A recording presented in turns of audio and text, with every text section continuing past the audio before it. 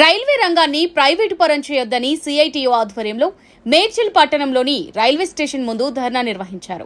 ఈ సందర్భంగా వారు మాట్లాడుతూ తక్కువ ఖర్చు గల రవాణా మార్గం, రైలు ప్రయాణం సామాన్య ప్రజలు, ఉద్యోగులు, కార్మికులు, ముఖ్యంగా వలస కార్మికుల జీవితాలతో విడదీయలేనిదే.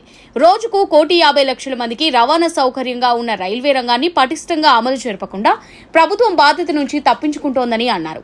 కరోనా తర్వాత సాధారణ ప్యాసింజర్ రైళ్లను బాగా తగ్గించారు. సుమారు 160 సర్వీసులు నిలిపివేశారు. ఎక్స్ప్రెస్ రైళ్లలో సాధారణ కంపార్ట్మెంట్ల సంఖ్య తగ్గిపోయింది. వాటి స్థానంలో వందే భారత్ రైళ్లు మరియు డైనమిక్ ఛార్జీలు వంటి ఖరీదైన రైళ్లు ప్రవేశపెట్టారన్నారు. CITU Medchal mandal convener. కేంద్ర ప్రభుత్వము ప్రభుత్వ పరంలో నడుస్తున్నటువంటి ప్రభుత్వ రంగ సంస్థలను అన్నిటినీ ప్రైవేట్ పరం చేసేటువంటి కుట్రలో భాగంగానే ఈరోజు రైల్వే రంగాన్ని ప్రైవేట్ పరం చేయాలని చెప్పేసి చూస్తా ఉంది. ఆల్రెడీ కొన్ని రైల్వే స్టేషన్లు ప్రైవేటు వ్యక్తులకు అప్పచెప్పేటువంటి ప్రయత్నం చేసి అప్పచెప్పింది. ఇట మేమేమంటా ఉన్నామంటే భారతదేశానికి దిక్సూచిగా ఉన్నటువంటి నవరత్నాలుగా ఉన్నటువంటి ప్రభుత్వ రంగ సంస్థలు నిర్వీర్యం చేసేటువంటి ప్రయత్నము బీజేపీ ప్రభుత్వం అధికారులకు వచ్చిన తర్వాత నడుస్తూ ఉంది. అందులో భాగంగానే చాలా మంది పేద బడుగు బలహీన వర్గాలు ఉపయోగిస్తున్నటువంటి రైల్వే మార్గం ఏదైతే ఉందో ఈ రైల్వే మార్గాన్ని ప్రైవేట్ పరం చేయడం వల్ల చాలా మంది ఈ రైల్వేని ఉపయోగించుకునేటువంటి సిచ్యువేషన్ లేకుండా పోయేటువంటి అవకాశం ఉంది. ఇక్కడ నుంచి ఢిల్లీకి పోవాలంటే దాదాపు రైల్వేలో పోవాలంటే దాదాపు 600-800 ఉన్నటువంటి సిచ్యువేషన్ లో ప్రైవేటు వ్యక్తులకు అప్పచెప్తే దీన్ని 2,000-3,000 వెళ్ళేటువంటి అవకాశం కూడా ఉంది అని చెప్పేసి మేము తెలియజేస్తా ఉన్నాం. కాబట్టి రైల్వే రంగాన్ని ప్రభుత్వమే నిర్వహించాలని చెప్పేసి నేను చెప్తా ఉన్నాము. ప్రభుత్వము దీన్ని రైల్వే రంగం నిర్వహించకపోతే ఆ ప్రభుత్వాన్ని ఏ విధంగా నడిపించేటువంటి అవకాశం ఉందని చెప్పేసి మేము క్వశ్చన్ చేస్తా ఉన్నాము. కాబట్టి రైల్వే రంగాన్ని నడిపించాలని ప్రభుత్వాన్ని ప్రజలు ఎట్లా పరిపాలిస్తారు, ప్రచాత కాకపోతే గద్దె దిగాలని చెప్పేసి మేము డిమాండ్ చేస్తా ఉన్నాం. అదే కాదు, రైల్వే రంగంలో పనిచేసిన వేలాది మంది కార్మికులు చాలా మంది 14 గంటల పని చేస్తా ఉన్నారు. అసలు ఈ భారతదేశంలో 8 గంటల పని విధానం నడుస్తూ ఉంటే రైల్వే రంగంలో పనిచేసే 14 గంటల పని చేస్తూ ఉన్నారు. వాళ్ళు 14 గంటలతో పనితో పాటు వాళ్ళు కొంతమంది 3 రోజులు 4 రోజులు ఉద్యోగాలు చేసిన పరిస్థితి ఉంది. ఇంటికి పోయే పరిస్థితి లేదు. దాంట్లో రిక్రూట్మెంట్ తీసుకునే పరిస్థితి లేదు. ఈ సందర్భంలోనే రైల్వే ప్రమాదాలు జరుగుతూ ఉన్నాయి. కేంద్ర ప్రభుత్వం ఏం చెప్తా ఉంది, రైల్వే ప్రమాదాలు జరుగుతూ ఉన్నాయి, దీనికి లోపం జరుగుతూ ఉంది కాబట్టి దీన్ని ప్రైవేట్ పరం చేస్తాను. రైల్వే ప్రమాదాలు జరుగుతూ ఉంటే దీని బాధ్యత వహించాల్సిన ప్రభుత్వ రంగం. ప్రభుత్వం బాధ్యత వహించాలి, సరైన మెరుగులు నిర్వహించాలి.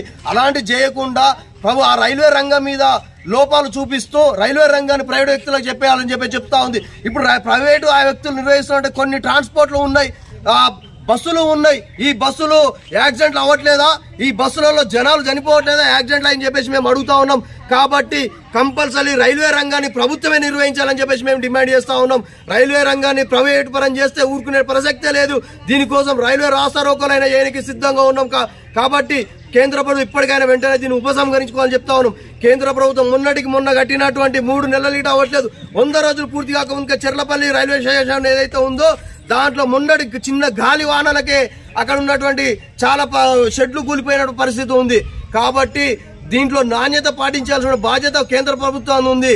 ఆ బాధ్యత వహించకుండా చిన్న లోపాలను చూపించి ఈ రైల్వే రంగాన్ని ప్రైవేట్ పరం చేస్తామని చెప్తా ఉంది. కాబట్టి ఇది చాలా అవమానకరము, చాలా చిన్న విషయం అని చెప్తా ఉన్నాం. కాబట్టి వెంటనే దీన్ని ఉపసంహరించుకోవాలి, దీన్ని ప్రభుత్వమే నిర్వహించాలని చెప్పేసి పేద బడు బలహీన వర్గాల ప్రజలు దీన్ని ఉపయోగించుకున్న పరిస్థితి ఉంది.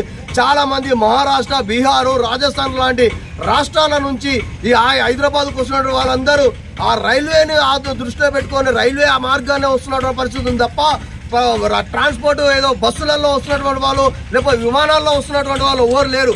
ఆ స్థాయి టికెట్లు కొనుక్కొని వాళ్ళు ఆ స్థాయిలో ప్రయాణం చేసేటువంటి వాళ్ళు కూడా ఎవరు లేరు. కాబట్టి ఈ రైల్వేని టికెట్లు కొనుక్కొని రైల్వేలో ప్రయాణం చేసే అవకాశం ఉంది. కాబట్టి ఈ రైల్వేని ప్రైవేట్ పరం చేయొద్దని చెప్తా ఉన్నాం.